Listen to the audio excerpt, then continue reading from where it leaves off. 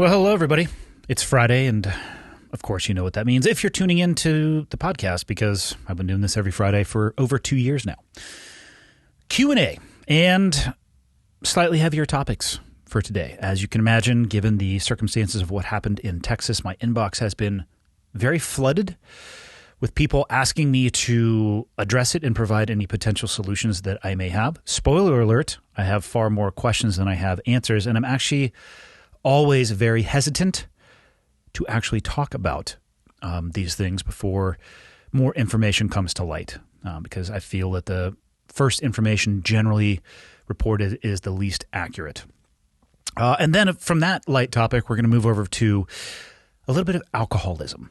So, yeah, it's a little tougher one for this Friday. Went and did a couple of hours of jiu-jitsu to try to get my mind right, get some of the tension out of the body, try to choke and kill some of my closest friends. It's the way I choose to relax, so don't judge me. But how about I shut up? We get into the Q&A. Full Auto Friday, 107, coming right at you. Okay, got the red smoke. Gun run, north or south, west of the smoke, west of the smoke. Okay, copy, west of the smoke. I'm looking at danger close now. Come on with it, baby, give it to me, I need it. You're cleared hot. Copy, cleared hot. All right, everybody, here we go. Like I said, I have two topics for today. One of them is something that I wish that I never had to talk about again, and that is a mass shooting at a school by an 18-year-old that went to an elementary school. And then we'll move on to some substance abuse issues. I probably 100 emails, people asking me very specific things. So instead of trying to answer or pick one or two, I pulled 3 emails out that kind of, there's a Venn diagram of where they overlap question-wise, so I can read them and then just give my thoughts. But like I said at the beginning, on this one, things like this, an 18-year-old that feels that the appropriate actions, or anybody for that matter, that feels that appropriate actions would be to go into a school, an elementary school, not like it would be better if it was a college, but an elementary school and execute teachers and kids, I don't understand it. My mind doesn't work that way. I don't understand how somebody's mind could get to that place. And I'm left with far more questions than answers. So let's get into these 3 emails, and then I can provide my very limited thoughts for those that have asked. Since you're a prominent voice in the 2A world, and I'm going to actually stop right there. I don't feel like I'm a prominent voice in the 2A world. I think I have a different relationship with firearms based off my occupational use of them. But I'm also, I appreciate the Second Amendment. I think it's essential, but I don't know if I'm a prominent voice because I can only speak from my experience, the legalities associated with that, the differences in laws in every state, whether they be state or federal. I'm not an expert in those things. So I hope people understand when it comes to this podcast, I can only provide my perspective and my opinion. And when asked for my advice, I will give it on certain topics. But if you think I'm a prominent voice, I can accept that. I personally don't think of myself that way. I am a 72-year-old 2A guy, neither conservative nor liberal, living in or near Carbondale in the central Colorado mountains. Here's my idea. Here's an idea for federal gun safety legislation that might actually get bipartisan support. A statute requiring all gun purchasers below the age of 30 to provide prior to purchase from a federal firearms licensed dealer proof of completing the National Rifle Association's gun safety seminar and home protection course. And depending on the type of firearm being purchased, either the NRA basic pistol course, basic rifle course, or basic shotgun course. Think about it. Instead of endlessly fighting with the NRA and 2A community, the federal government could partner with them to establish a framework for self-policing and safety education by America's gun owners and the industry that supports them. Instead of always being on the defensive, the NRA could take the lead in addressing America's mass shooting problem without infringing on the rights of responsible gun owners. Include the opportunity, but not the obligation, for NRA's instructors to red flag mentally unfit prospective gun owners. The NRA has great safety courses. Who could complain about requiring young gun owners, to get this essential training? What do you think? And maybe I'll just address these emails one at a time so I don't get some things that are lost in there. My initial thought on this is I think that the NRA is the wrong organization. I believe that the biggest threat to the NRA, and oftentimes Second Amendment advocates, is actually the NRA. And I say that based off of their positioning and their language and the actions that they take. I think if the federal government was going to partner with an organization, I almost, and again, this is me thinking through this in real time, I think there would need to be the establishment of a new organization. Because I think, and again, my own personal opinion, that the NRA has actually pigeonholed themselves a little bit too far into the corner to be able to fill this role. I think it might be better to actually start from the ground up and start something new.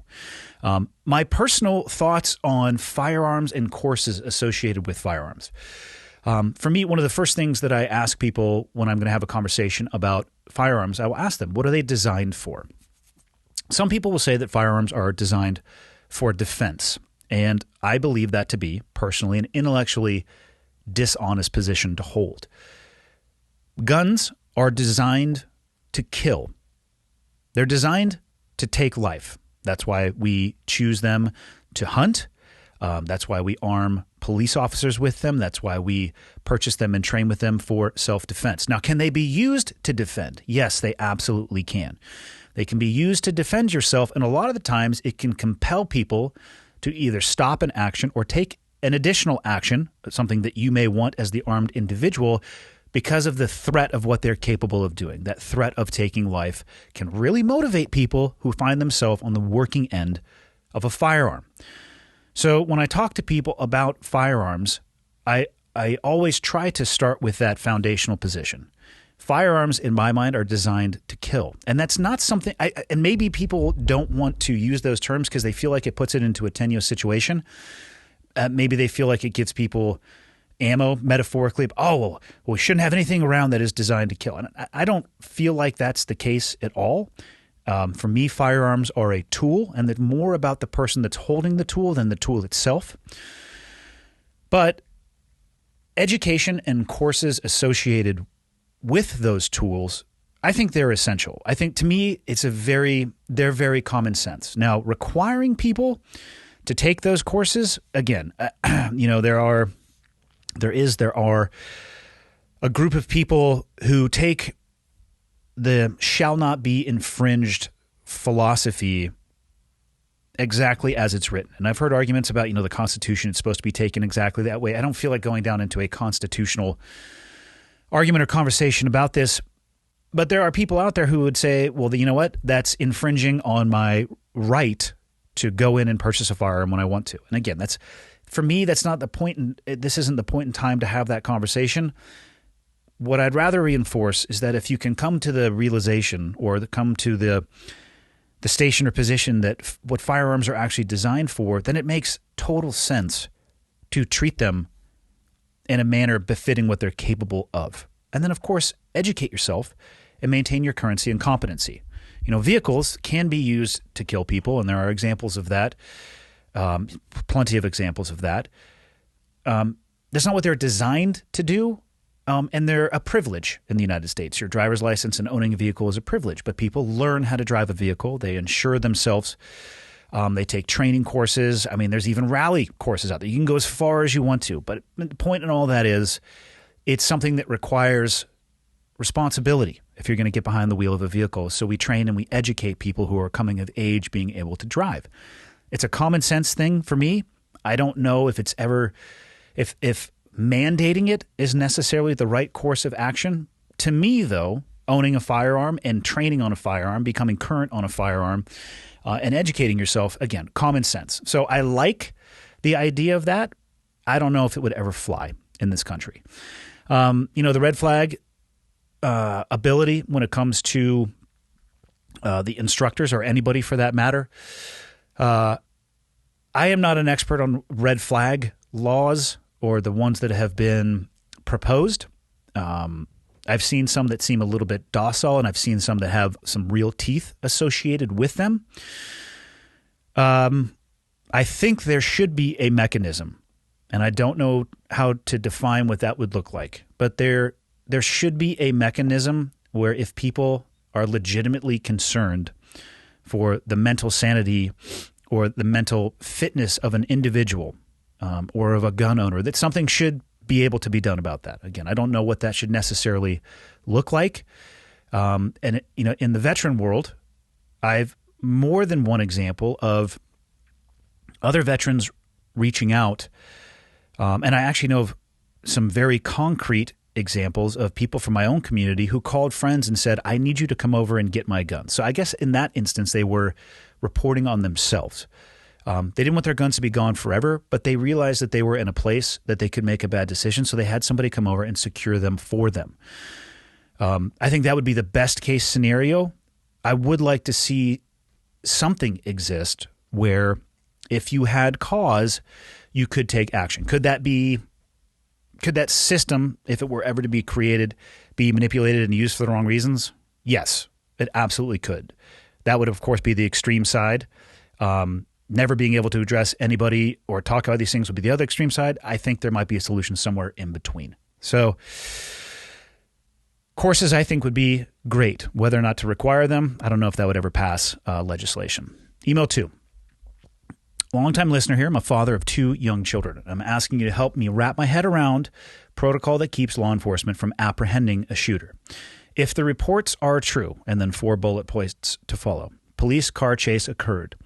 Shooter ran into the building. Parents were being detained outside of the school.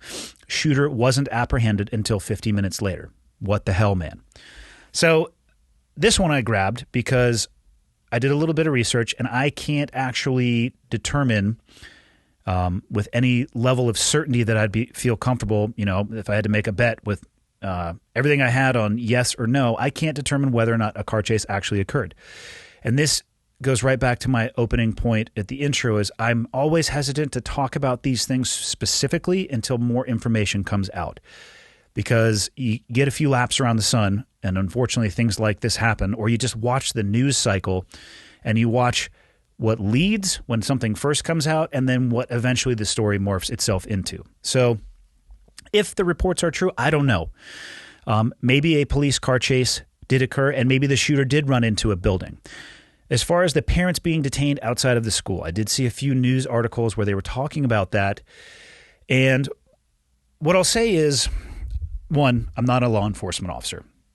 But what I understand about the law enforcement community is that they have policies that they follow.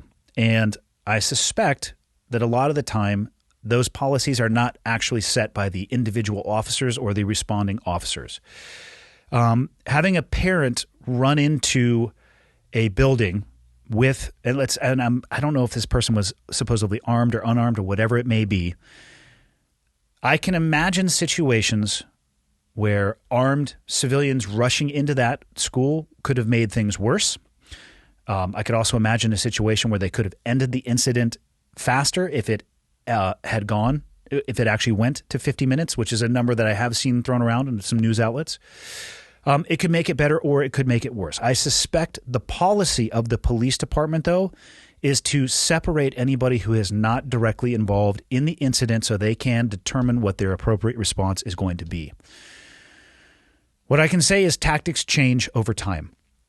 The tactics that we used overseas in the early 2000s to, find, fix, and finish targets overseas is probably unrecognizable in 2022, in mid-2022.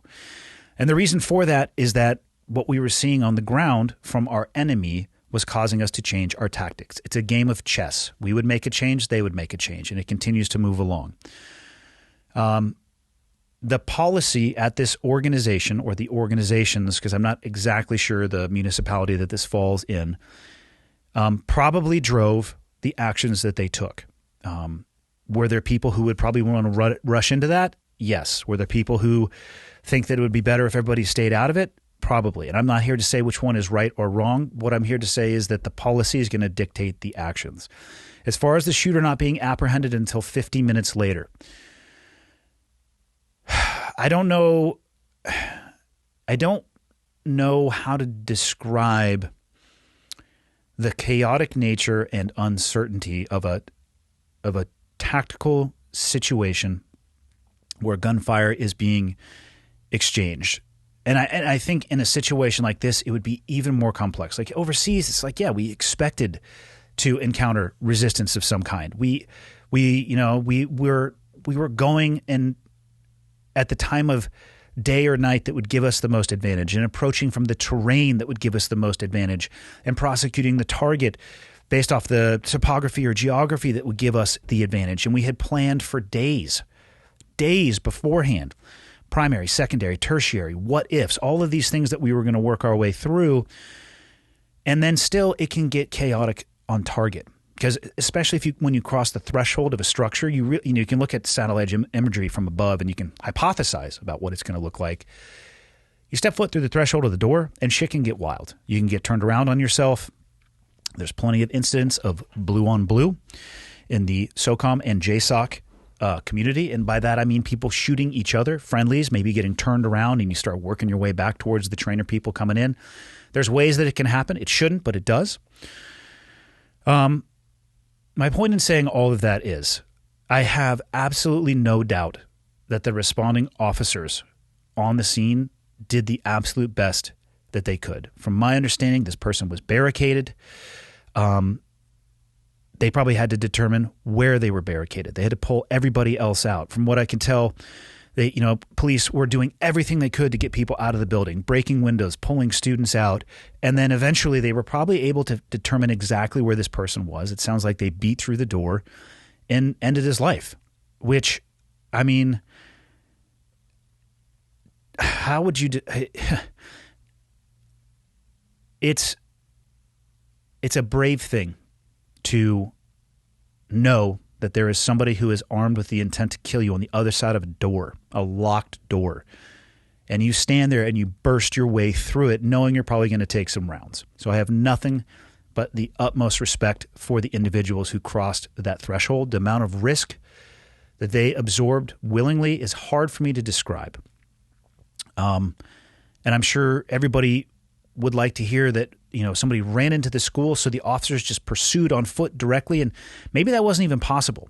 If that person was able to get inside of the school and maneuver through that school in any way and then barricade themselves, running in there haphazardly, you'd think that it might save a bunch of people's lives. It actually may not. It may make things worse.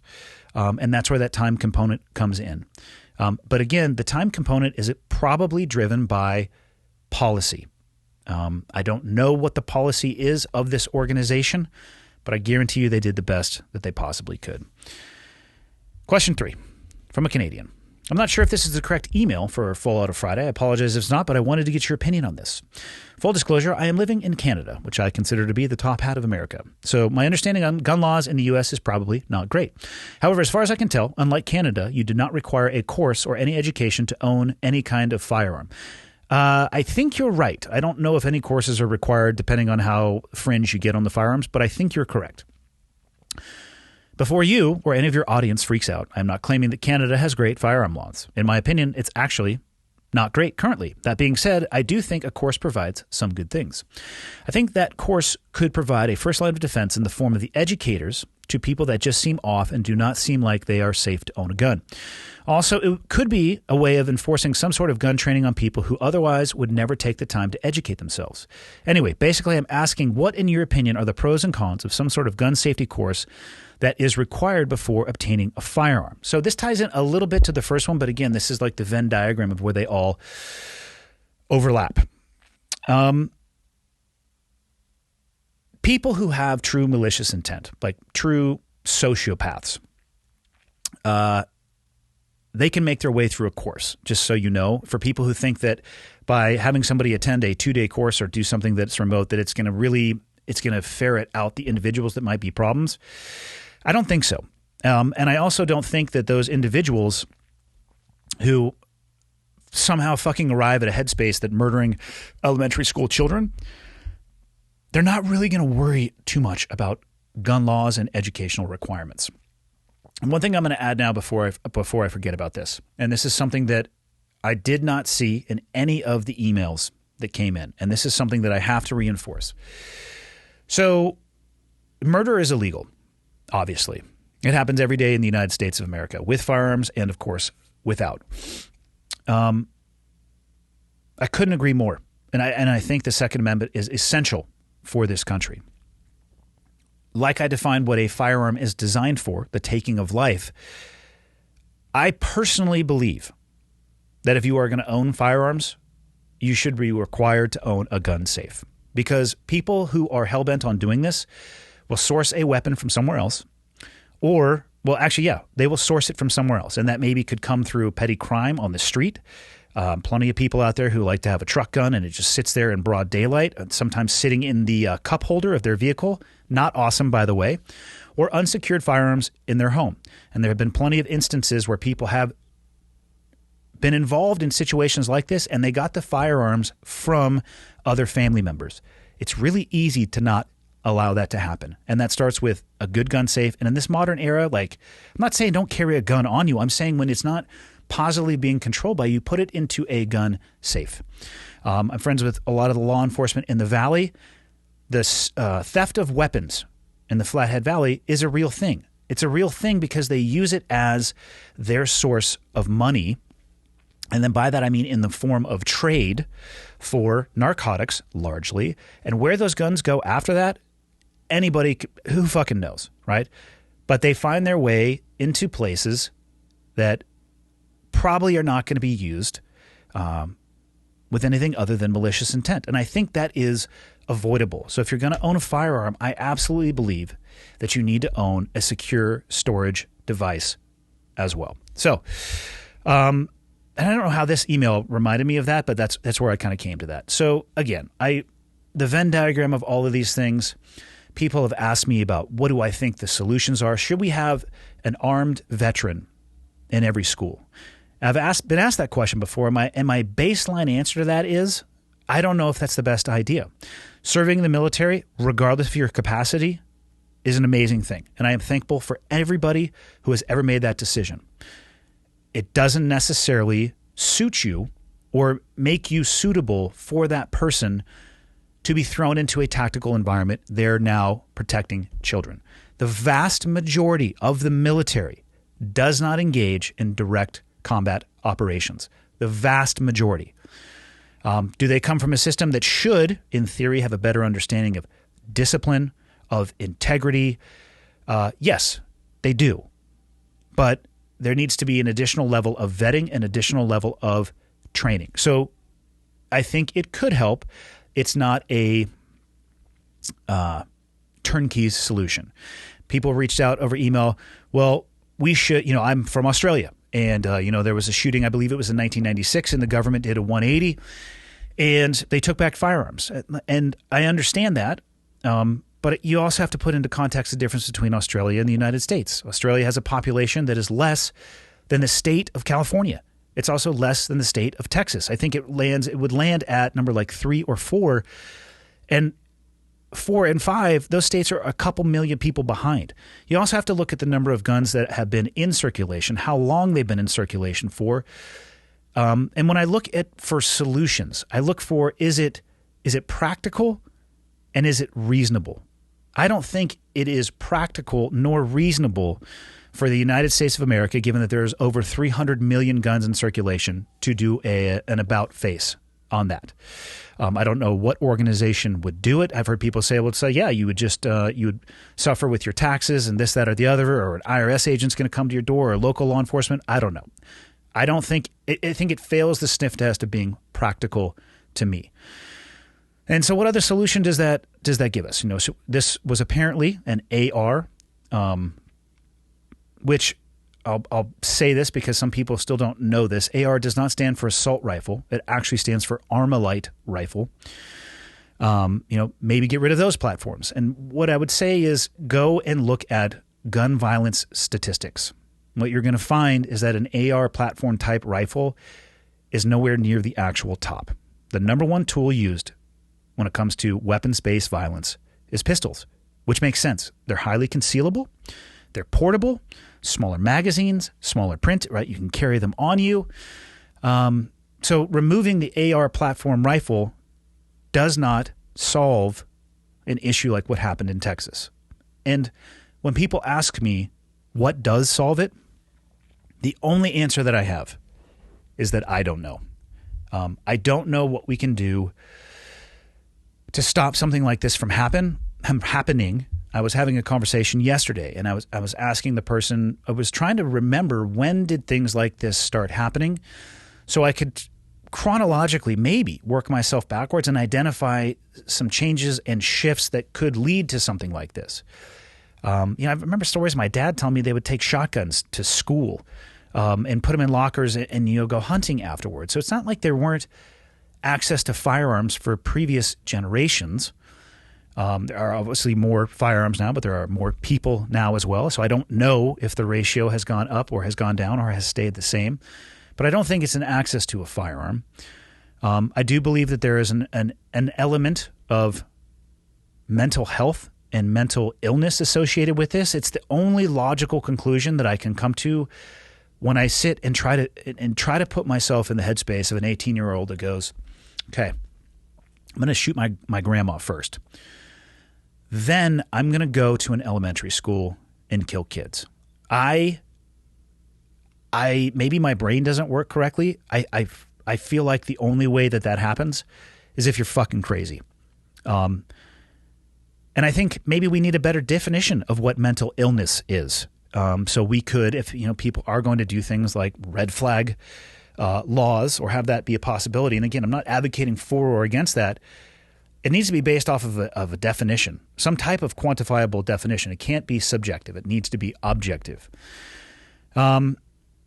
And in the few days since this has happened, I still have school-age kids. I have a son who's getting ready to start his senior year, and my daughter's getting ready to start in freshman. This is a very real issue for me, as it is for it's a very real issue for everybody in the U.S., because you may not have kids in school, but I bet you know somebody who does. So you're like a degree of Kevin Bacon away from probably being directly associated with this. My first thought is that something shifted, and it has taken time for these things to accelerate. So I don't think that there is a light switch solution that's going to turn them off. I think it should be expected that for the same amount of time that this has been increasing in nature, it's going to take that much time to unwind it. I think, and again, this is just in my personal opinion, and I'll be the first person to tell you that I consider myself to be an idiot, is that it's a generational problem that we are going to have to solve. We are failing in how we are parenting or preparing people to deal with life and adversity, in my opinion. And I think it'd be easy, but it's Instagram and it's social media and it's violent video games and it's violent movies. And I was exposed to all that stuff. And yeah, I had a very unique job, but I'm also not sociopathic and going into a fucking elementary school and shooting people, nor are the vast majority of people who are exposed to those things. Could it have some correlation? Maybe. I'm not smart enough to know that. I would guess it probably does to a certain degree, but it's easy to point at that, but I don't think that's the root cause of the issue. I think as a society, we're failing each other. I think we need to put the time and energy and effort in to really look at what it means to be an American at this point, what it means to be a parent, what it means to raise and teach and mentor and mold responsible human beings. And even if we do all of that, things like this are probably still going to happen. My hope is they would happen infrequently. The number one thought I have when I think about stuff like this is just absolute sadness and empathy for the parents that are involved in this. I mean, you drop your kids off at school, the last thing that you are going to expect, especially in elementary school, I don't know why that one is so just horrendously bad, is that you're going to get a call that there's somebody there who's executing your kids. I mean, so for the people reaching out to me and asking for my solutions, I wish I had better ones for you. I don't. I'm just so heartbroken that something like this would happen, that it continues to happen. And I wish that as a country, we could invest that time, energy, and effort to figure out where it is that we are failing, I don't think it's the gun's fault. I don't think it's the social media's fault. I don't think it's the violence that younger generation may be exposed to. It might be all of those things and then even more. But that is where I think we need to invest our time, energy, and effort in that exploration. So I wish I had better answers for the people who reached out and wanted to know my opinion on this. My opinion is it's terrible. I wish it would never happen again. And God, I couldn't feel worse for those parents that are directly involved. Question 2, shifting to a lighter subject of alcoholism. This one I'm going to probably take a paragraph at a time. Long-time listener, first-time caller. That phrase will date me. Anyhow, for the past 4 years, I've been in love with a wonderful woman who unfortunately also battles alcoholism. I was only recently made aware of her battle as she did a great job of hiding her pain from me. I'm going to stop right there. You and her may describe her alcoholism as pain, but that's an excuse, okay? It's an addiction, and she'll probably say she drinks because she is in pain. What I'm going to tell you is that there are far more healthy and beneficial ways to deal with your pain than numbing them with booze. So I would caution you against using enabling language like saying she did a great job of hiding her pain from you. No, she did a great job of hiding her alcoholism from you. She lives about an hour away, so I would stay with her 3 to 4 days per week, and when I was with her, she'd only drank socially. She has had several traumatic episodes in her life that have taken their toll. I'm going to stop there again. We all have shit that happens to us in our life. You have zero control over most things that happen to you in your life. You have 100% control over how you react and deal with those things. You have control of yourself. People have horrendous shit happen to them. How about I don't even know how long I talked about what happened in Texas. How about that situation? That would be the perfect excuse for somebody to lose themselves in alcohol. I mean, my nightmares are about something happening to my kids and I'm not able to be there to do something about it to help them. It'd be so easy to say that that episode of life has taken its toll and just lose myself in the bottle. That's not the way to handle that. People have shit that happens to them in their life. How you deal with it is the only variable. You can deal with it in a healthy manner or an unhealthy manner. Saying that they have taken their toll and because of that she is in pain and because of that she's an alcoholic is bullshit. She has never sought treatment, counseling. I've been recommending counseling since I first met her, but she has always avoided and refused it. In hindsight, I think she refused counseling because she was not strong enough to be honest about her trauma and alcoholism. You're probably right there, but you know what? You might be able to separate the two. And people who specialize in what happens between your ears would probably be able to help with that. She was carrying more than I knew. I'm going to stop right there.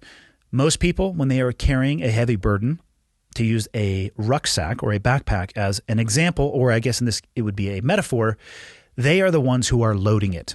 So if you have had trauma in your life and you are choosing to avoid finding a healthy way to work on it and then through it, and instead you are drowning it in alcohol, all you're doing is putting bricks in your backpack. And it's really easy to say, you know what? The world is doing this to me, but it's not. Most people, to include myself, when I find myself with a burden, the rough realization is that I'm the one that put the weight in the backpack. And guess who can take it out? Me. I'm actually the only one that can take it out. And that's the same thing for her. I had no idea how heavy it was. There are lots of reasons I missed the alcoholism, from being in denial to her doing a great job of lying and hiding it from me. She was an occasional drinker in front of me. She would at times get very drunk with me present, but I took that as an occasional peccadillo. I'm going to look that word up later. I need to start using it. Like the first rule of life is, easy idiot I am, I attributed all of this to trauma and health issues.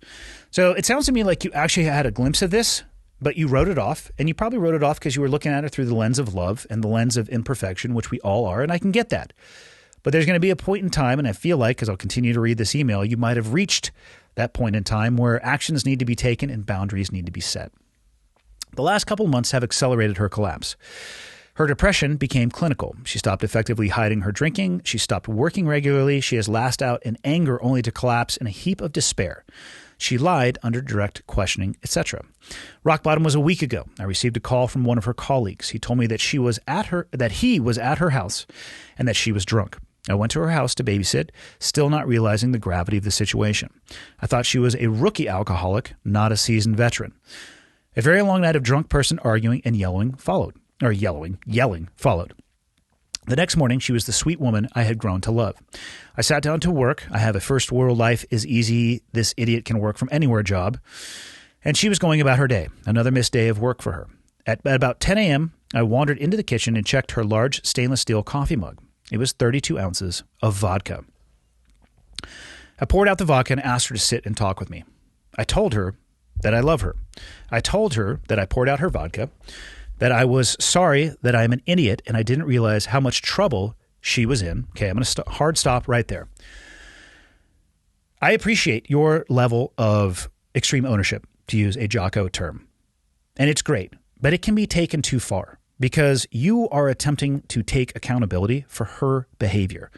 You said it earlier in this email. You thought she was a rookie alcoholic and not a seasoned veteran. Guess what, buddy? If she's got a 32-ounce redneck guzzler of fucking vodka at 10 a.m. in the morning, she is well into the veteran stage. She might be in the all-star stage at this point.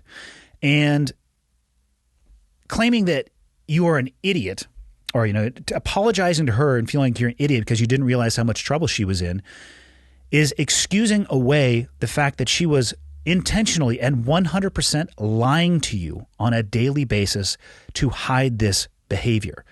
Don't enable this person. If you actually want to be with this person and help her, you need to hold her accountable and not enable her. You told her that I will help her get herself healthy if that is what she wants. I'm going to stop you right there. You cannot help her get herself healthy. She is the only person that can get herself healthy. You can help create an environment where she could flourish if she takes the right actions, but you cannot do it for her. You told her that I will support her through this as she does the work. That if she chooses to not get better, that I can't be a part of that and that I would leave. And that she needs to get better for her, not for me or her children, and that she needs to make choices. She needs to make the choice of her own free will. Within an hour, she had contacted a facility and made arrangements to voluntarily enter treatment for a month. She told me about the decision, and I asked what we needed to do before she left the next morning. She said that she needed to go to Target and get some things for that the facility told her she needed to bring. So she got in the car and left the house around noon. I spoke with her via phone several times over the next 10 hours. She kept making excuses for not coming home. She needed to get away. She was on the phone with family, on the phone with the facility, talking with work, talking with her mom, etc. By about 8 p.m., I was talking to an obviously inebriated individual. At 10 p.m., her children and ex-husband, didn't see that coming, did you? Neither did I, dropped her off. I was angry at her for lying again, and I was angry at me for trusting her. I didn't say anything, but my face and posture showed how angry I was. Cue the final fight. I really did try to stay calm and just convince her to sleep it off, but 4 hours later, she finally passed out. The next morning, she was the sweet woman I had grown to love, asking me for forgiveness and telling me that she was going to get healthy and be the best woman ever for me. I told her that she needs to be the best woman for her, not for me. She got on a plane to enter treatment. I think that last statement right there that you said to her is critical. You told her that she needs to be the best woman for her, not for you. Now to the question. What do I do now? The relationship has obviously changed. It can't go back to the way it was. Can a relationship step back and or start over? I don't think it can, but I'm often wrong. Can I trust her again? Should I trust her again? I was part of the problem, an unwitting part for sure, but my ignorance contributed and enabled her alcoholism.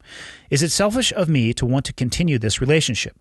Is ending the relationship abandoning her? And if I do decide to end the relationship, when and how to pull that shit off? Whew, wow. Okay. Can a relationship step back and or start over? Yes, I think it can, and you mentioned it just a little bit later in the following sentence. Can I trust her again? I think it's based off of trust. Before I forget, if I were you, I'm assuming you know which treatment facility she went to. I would go ahead and call and double check to make sure that she's actually there and that hasn't decided somewhere along the way, maybe just get fucked up on the airplane and just go on a bender somewhere else, or check in for a little bit. It sounds like detoxing is going to be a large issue for her. So I would stay in very direct contact with that facility just to make sure that the person you seem to love is actually following through with what they said. Because if they're not, then no, there's no way that this relationship could continue on because she's violated your trust multiple times. The fastest way, in my opinion, to violate trust and remove trust to a point where it just never comes back is to say one thing and do another, right? How do you build trust? You say one thing and you do that thing over and over and over again. That's a deposit in your trust account. Withdrawal would be say one thing, do another. So check in on her. Is it selfish of me to want to continue this relationship? No, I don't think so. I'm sure that she has her moments, but when you describe her as the sweet woman that you fell in love with, that may not actually be who she is anymore. Alcoholism can get its hooks into people, and the glimpse of the sweet woman might be who she actually wants to be. But depending on how deep she is, because she can't maintain that, it's not who she is anymore. So I can understand wanting to say with that person, what I think you need to do is a risk versus reward matrix on what it's worth to you. And the biggest piece of advice that I'll give you is you need to set boundaries. And when they are crossed, if they are crossed, you need to hold fast to what you said that you were going to do. I've said this so many times on the podcast. Do not light yourself on fire to keep somebody else warm. She has to go through this journey. Can you go through it with her? No, you can't go through it with her, but you can be there while she is going through it, and you can be there to support her. But if you enable, if you ignore warning signs, all you're doing is lighting yourself on fire to try to keep her warm because you care for her. I can understand looking at it through that lens. You're like, God, I love this person so much. I want to do everything I can to help. But the things you may be doing might actually be very destructive towards them. You have to set boundaries and you have to hold those boundaries. Is ending the relationship abandoning her? No. If her behavior doesn't change, that's her abandoning you. That's you looking out for the only thing that you can control, which is yourself. And I would hope that if you do that, you try to find a way to become the most healthy, happy, and empowered version of yourself. So no, it's not abandoning her. You know, there's only so much you can do for people. And what I'll tell you is, and this happens in real life, what do drowning people do? They try to pull other people down with them. There are plenty of people who have gone out to try to rescue somebody who is drowning that ended up getting pulled under with them. Don't be that person. If you decide to end a relationship, when and how do you pull that shit off? How about very directly? This is who I am. This is who I thought you were. This is what I thought we were going to be. You have shown that you are unable of being that person, and I'm out. Turn around, walk off, and live your fucking life. And that's all I got for Friday.